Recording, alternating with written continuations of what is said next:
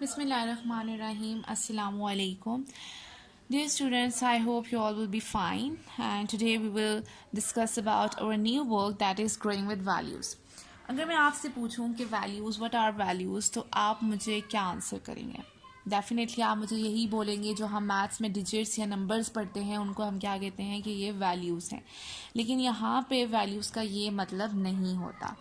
Values क्या होती हैं कि हम हमारे कल्चर से जो हम चीज़ें अडॉप्ट करते हैं, एब्जॉर्ब करते हैं अपने अंदर, उनको फॉलो करते हैं, उनको हम क्या कहते हैं कि ये हमारी वैल्यूज़ हैं.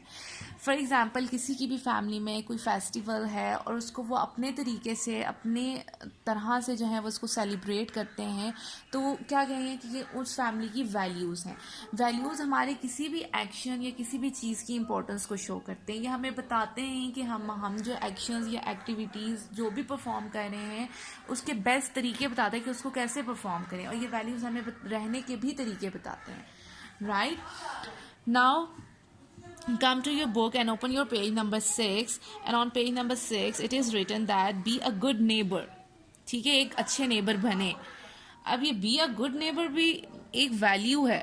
ठीक है, कि आप किसी नेबर के साथ कैसे रह सकते हैं, क्या कर सकते हैं, कैसे. अगर मैं आपसे पूछूं कि आप अपने नेबर्स के साथ कैसे हैं तो आप क्या कहेंगे? मोस्टली ये होता है कि हम अपनी नेबर्स की बहुत सी चीज़ों में हेल्प कर देते हैं.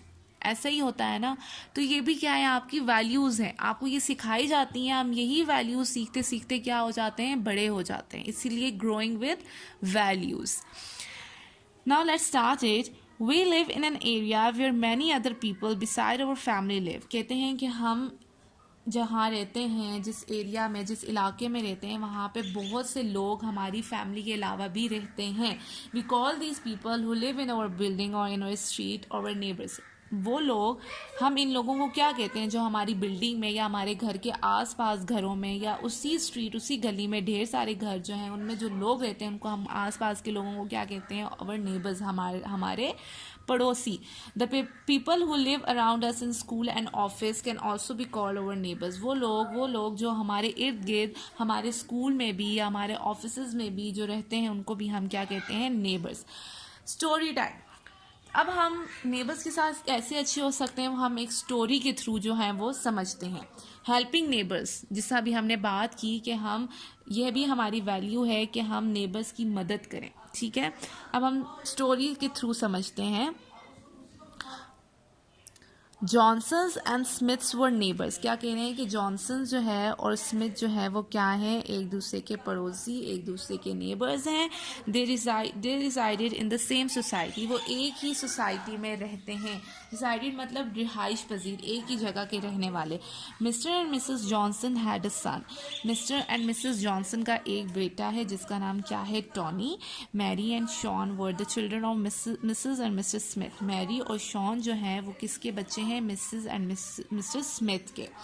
Tony and Mary and Sean were good friends. क्या टॉनी, मैरी और शॉन जो हैं वो क्या हैं, बहुत अच्छे दोस्त हैं. They played together. वो इकट्ठे खेलते हैं. किधर, in the park every evening. हर शाम को वो एक पार्क में इकट्ठे खेलते हैं. One day Tony did not come to the park. एक दिन क्या हुआ, टॉनी जो है वो पार्क में नहीं आया. Mary and Sean after waiting for Tony का वेट करते हुए Mary and Sean decided to go to his house. उन्होंने डिसाइड किया कि वो टॉनी के घर जाएंगे. व्हेन दे रीच देयर, जब वो वहाँ पहुँचे, they saw that Mr Johnson was ill. उन्होंने क्या देखा कि मिस्टर जॉनसन जो है वो क्या है, बीमार है. And Mrs Johnson was very worried and sad. और मिसेस जॉनसन जो है वो बहुत परेशान और उदास हैं. The doctor could not come due to some emergency. Doctor जो है वो किसी एमरजेंसी की वजह से नहीं आ सकते.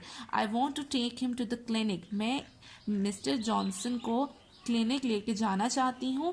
But I don't know how to drive a car. लेकिन मुझे नहीं पता कि ड्राइविंग या कार को ड्राइव कैसे करना है, sir Mrs Johnson. Mrs Johnson ने बच्चों को क्या कहा कि डॉक्टर जो है वो किसी इमरजेंसी की वजह से नहीं आ सकते और मैं मिस्टर जॉनसन को क्लिनिक लेके जाना चाहती हूँ, लेकिन मुझे गाड़ी ड्राइव करने नहीं आती.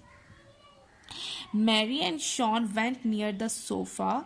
मैरी और शॉन जो हैं वो सोफ़े के करीब गए. वे मिसेस जॉनसन, वहाँ जहाँ पे मिसेस जॉनसन जो हैं वो बैठे हुए थे.